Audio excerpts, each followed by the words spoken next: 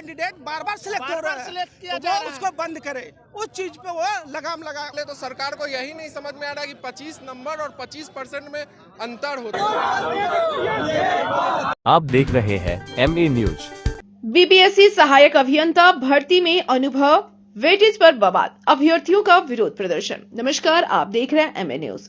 बिहार लोक सेवा आयोग की सहायक अभियंता भर्ती विज्ञापन को लेकर अभ्यर्थियों में असंतोष लगातार बढ़ता जा रहा है।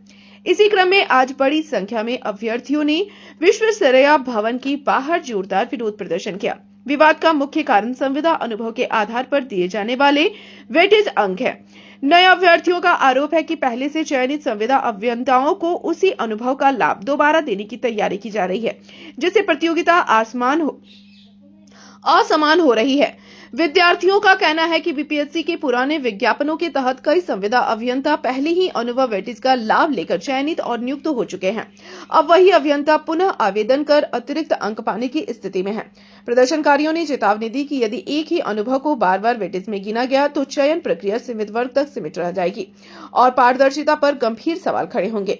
अब सभी की निगाहें आयोग और राज्य सरकार के फैसले पर टिकी हैं। जी, हम लोग का एडवर्टीजमेंट 29-25 आया था, उसमें हम लोग का वेटेज पहले वाले को बहुत ज़्यादा दिया जा रहा है और रीयूज हटाने के लिए हम लोग आज अपना हक के लिए यहाँ पे आए हैं। सरकार से क्या बोलना चाहते हैं? हम लोग रीयूज हटाना है। सरकार से हम लोग यही बोलना चाह रहे हैं कि जो 25% का वेटेज दिया जा रहा है, वो एक कैंडिडेट इसका बार बार वेटेज लिया जा रहा है और वो इस वेटेज को लेके एक डिपार्टमेंट से दूसरे डिपार्टमेंट में जा रहा है। ठीक है, तो हमारा कहना कि एक ही कैंडिडेट बार बार सिलेक्ट हो रहा है, तो वो उसको बंद करे, उस चीज पे वो लगाम लगाए, उस चीज को एक अनुभव एक बार अगर जो एक कैंडिडेट अगर जो उनको दूसरे डिपार्टमेंट में जाना है तो ओपन एग्जाम से आए, वो 25% का दोबारा वेटेज ना ले। Simple see that it sir. Engineering के स्टूडेंट है, सबसे पहले ये बोलेंगे, बात को समझाएंगे कि इंजीनियरिंग में सरकार क्या कर रहा है। कॉन्ट्रैक्ट पे बंदे को बहाल कर लेता है, उसके बाद बोलता है कि ये बंदा कॉन्ट्रैक्ट पे काम कर रहा है, तो अब जब हम परमानेंट एग्ज़ाम लेंगे असिस्टेंट इंजीनियर की बहाली के लिए तो हम इसको 25 नंबर देंगे एक्स्ट्रा। तो हम लोग बोलते हैं ठीक है, लेकिन जब देने की बात आती है तो 25 नंबर की जगह 25% मार्क्स दिया जा रहा है। तो सबसे पहले तो सरकार को यही नहीं समझ में आ रहा कि 25 नंबर और 25% में अंतर होता है। तो जब 400 नंबर का एग्ज़ाम होता है असिस्टेंट इंजीनियर की बहाली के लिए, तो ये 25% बन जाता है 133 नंबर। तो इसमें क्या होता है कि जो संविदा यानी कॉन्ट्रैक्ट पे बहाल हुआ है स्टूडेंट, उसको 133 नंबर फ्री का मिल जाता है। तो सपोज कीजिए कि एक विद्यार्थी जो कॉन्ट्रैक्ट पे बहाल हुआ है उसको 170 नंबर आया 400 में, लेकिन उसको 133 नंबर फ्री में मिल गया, तो उसके टोटल मार्क्स बन गए 303 नंबर।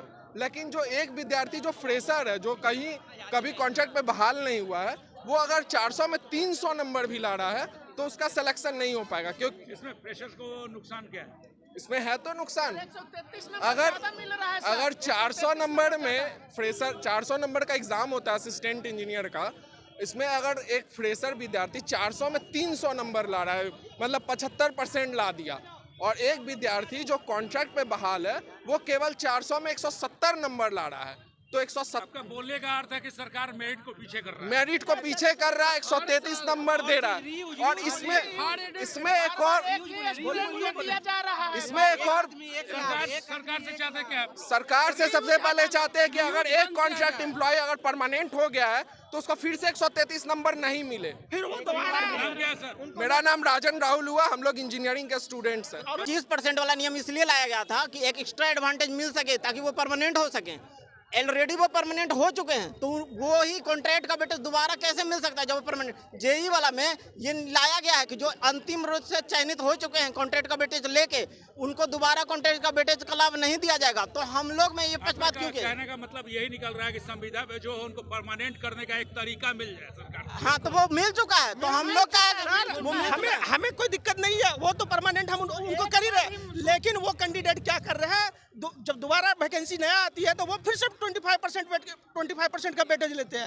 आपको अलाउ है सिर्फ एक बार वेटेज लेने के लिए। अगर जो आप ऐसा करिएगा तो पूरा जिंदगी भर वो वेटेज लेते जा रहेंगे, फिर क्या फिर नया कैंडिडेट कहाँ जाएगा? सैलरी एक है, समझे? अब बात ये भी, सरकार से क्या चाहते हैं आप? सरकार से हम बस इतने चाहते हैं, हाँ, कि बस एक बार जो वेटेज का फायदा उठा चुके हैं उसको दोबारा वेटेज का फायदा नहीं मिलना चाहिए। ये उस नियम का मिसयूज हो रहा है, अनैतिक विफल है ये। बताइए सरकार से क्या चाहते हैं? एक अनुभव एक लाभ ऐसा आप डिप्लोमा में कर रही हैं, बीटेक वालों के साथ भी ऐसा ही करें। जिन्होंने अनुभव का लाभ लेकर नियमित कर चुके हैं नौकरी, उनको दोबारा लाभ नहीं दिया जाए। अभ्यर्थी हैं, सरकार ने नियम बनाई कि जो कॉन्ट्रैक्ट एम्प्लॉय है उसको 1 साल का 5% और 5 साल का 25% देंगे और उसको परमानेंट करेंगे। तो वो कॉन्ट्रैक्ट एम्प्लॉय क्या कर रहे हैं, इस वेटेज का लाभ उठा के उसका मिसयूज कर रहे हैं।